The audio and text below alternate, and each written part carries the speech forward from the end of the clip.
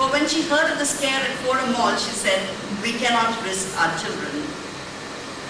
And so, once again, I thank her and the teachers, not only of Baldwin's, but of all schools and all colleges, because it is you who have made it possible for the children to access the treasure of reading by honing their skills in the classroom.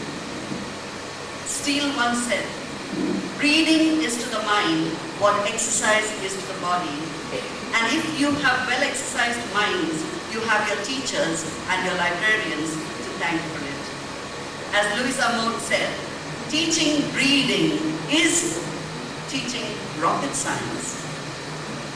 I invite Ms. Williams, principal of Baldwin School, a woman who always rises to the occasion, to get ready to release the 4 books formally.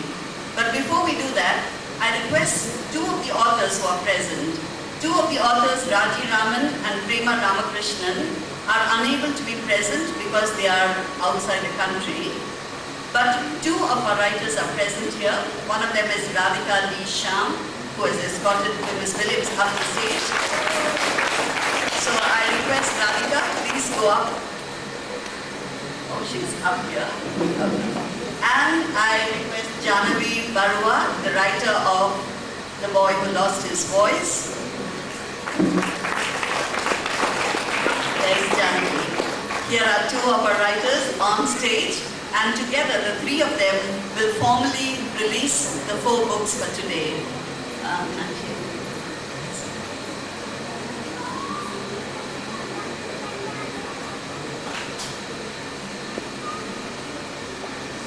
This is a Kodak moment, by the way, as the books are being released.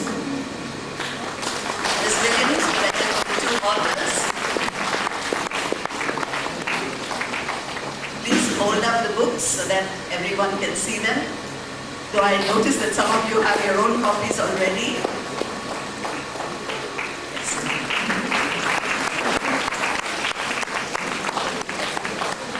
For Radhika, who penned, please be seated. For Radhika, who penned these delightful verses in Once Upon a Funny Time, it is a privilege to be here in this cozy hall. It is a privilege to be here in this cozy hall, for it is like coming home for her. It brings back memories of her fruitful years here in this very school. As a student many years ago, I won't say how many years ago. And I really hope that at least some of the teachers who inspired her to write so well are here to hear the tribute that she has to offer. I invite Radhika to speak.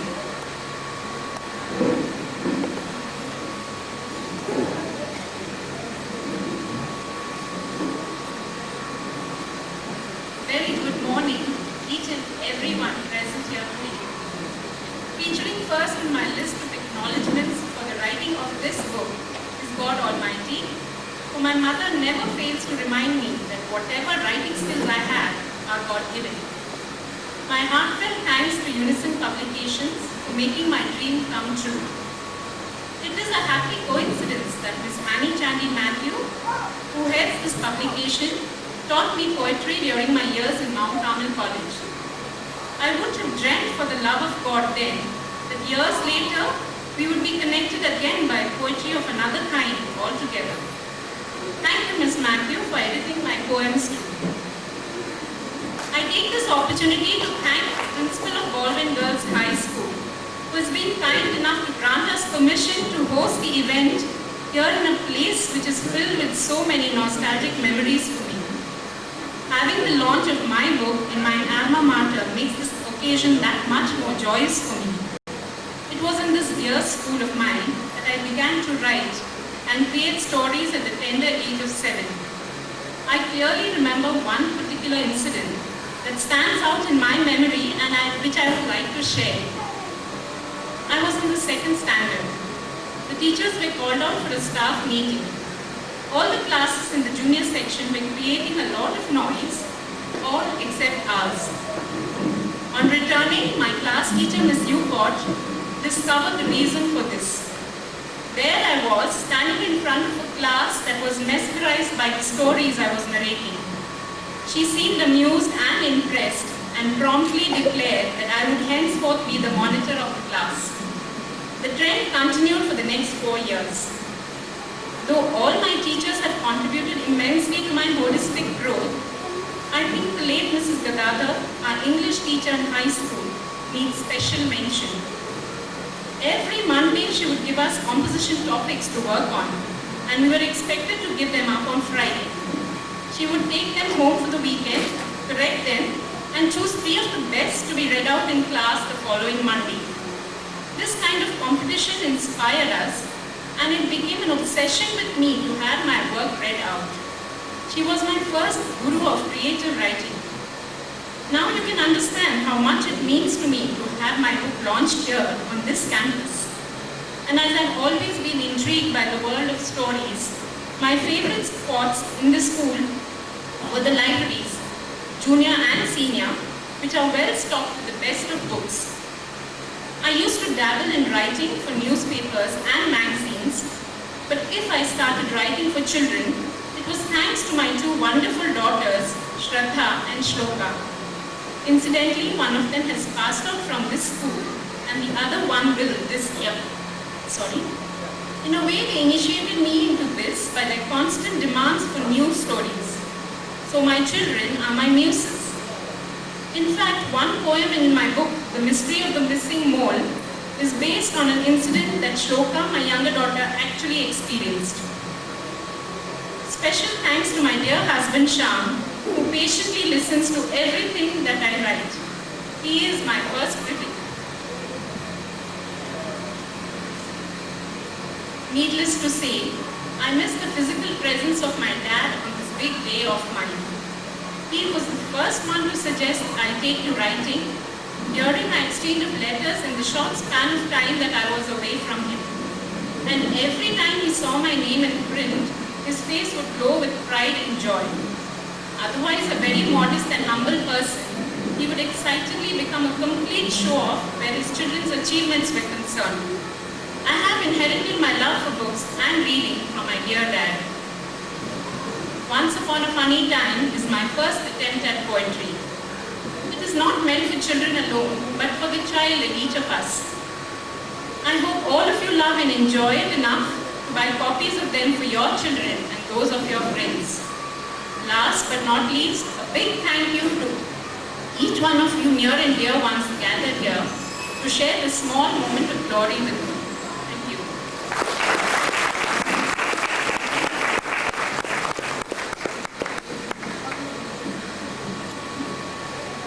It is a formality, of course, when we release books, to formally hand over the first copy to someone who means something very special. So I request Ms. Williams to hand over the first copy of Radhika's book to the person who was Radhika's very first teacher, the one who held her hand and taught her to take her steps, her first steps in this world without stumbling, her mother, Ms. Kaushalya. Give her a big hand, please.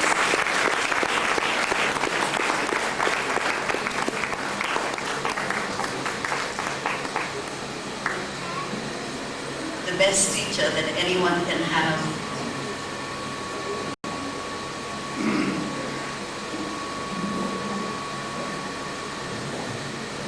Anyone who thinks that the art of conversation is dead ought to tell a child to go to bed, said Robert Gallagher.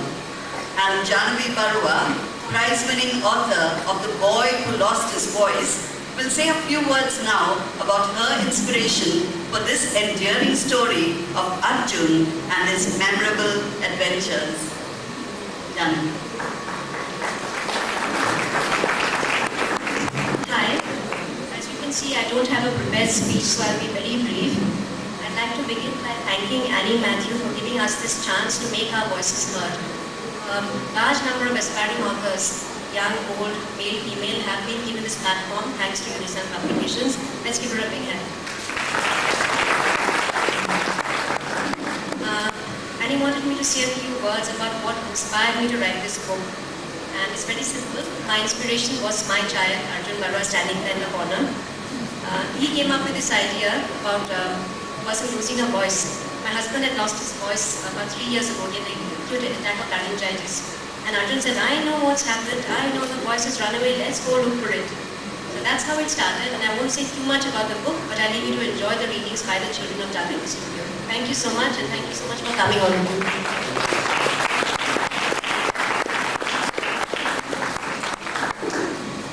That's so typical of Janhavi, to the point and brief. You must read her story. It's a very delightful story, and it's a prize-winning story. It won the second prize at the University Creative Writing Competition, Fiction for Children.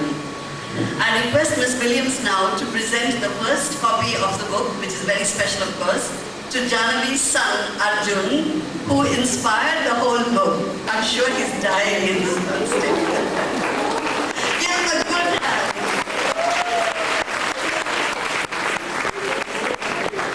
Indeed, it's a wonderful moment to have the inspiration of the book, the author.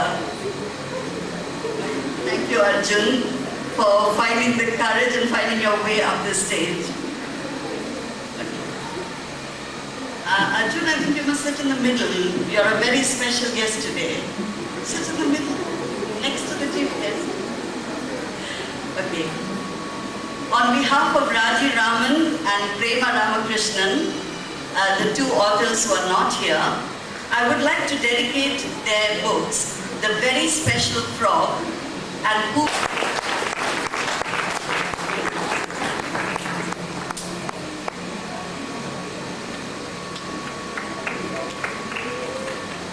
They are the children who will be doing the reading, and they represent all the children of India. I don't know whether Chetan is here. He was supposed to come in. Okay, Chetan, our young artist, is not here. I suspect today he has an examination. He had mentioned that. What is the use of a book without pictures or conversation? Thought Alice at the beginning of that very famous book, which I'm sure all of you know. And we wish to honor the artist, the young artist, who has made these books come alive with his delightful sketches and vibrant colors. He's a young man, not much older than many children seated here. And I'm afraid Chetan Nikam is busy doing an examination and submitting a project. He's not here, but he's completed his BFA degree and is now working on animation, photography, and 3D texturing. In his absence, nevertheless, a good hand to a very young and talented artist. From the prize-winning story, The Very Special Frog by Raji Raman, it is the story of Flippy, the little frog who just could not croak like his brothers, despite the desperate attempts made by his mother to teach him. Ridiculed and laughed at, Flippy is lonely and miserable. It is a story of a mother's concern and a parable that teaches us that our very flaws can make us very special.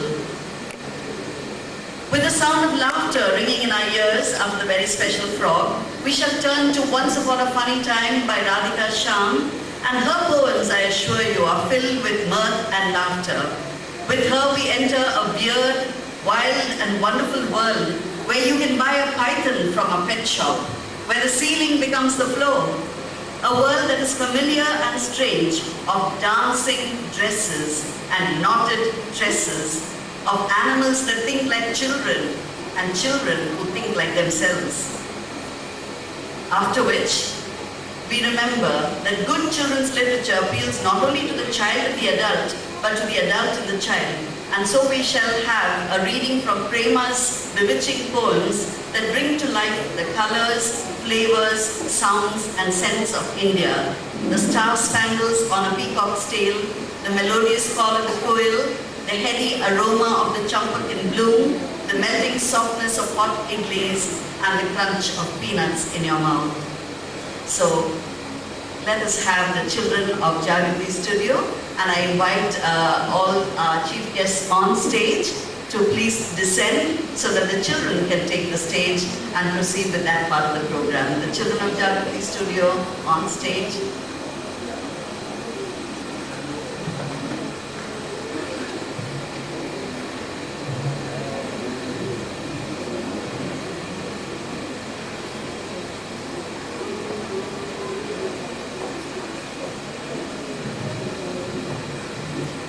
Just give them 1 minute while they get the chairs off the stage.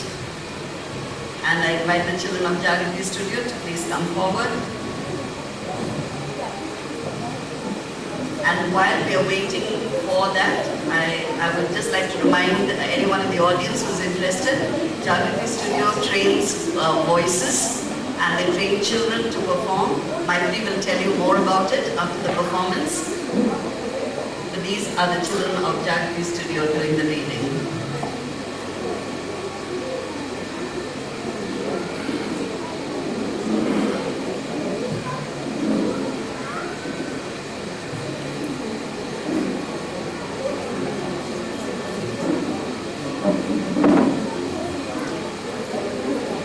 When I'm sailing that high up, there's something else I see. My little world is turned upside down, and I'm hopelessly lost. Or me. Am I standing on my head, or am I on my feet? And who lives in that funny house on that crazy little street? Trees seem to grow down from out of the open sky. People walking on their heads make me blink an eye. Butterflies in my stomach make me feel so dizzy. Everything is in such a whirl that I'm in a tizzy. But when I slow down a little, things are as bright as rain. Until I choose to go back up into that world again. But do I really want to live in a prim and proper town? Ah, no. I really like it best when things are upside down.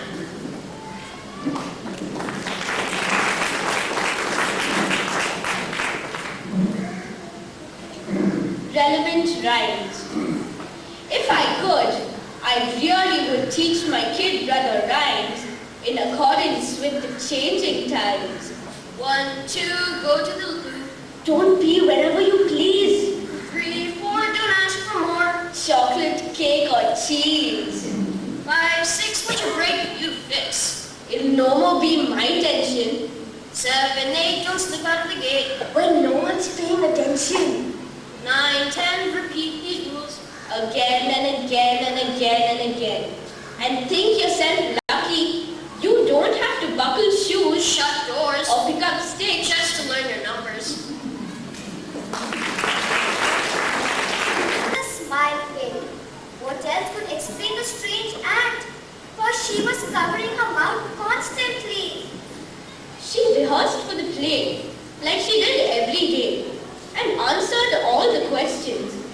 She wrote her notes and also cast her votes in all the school elections.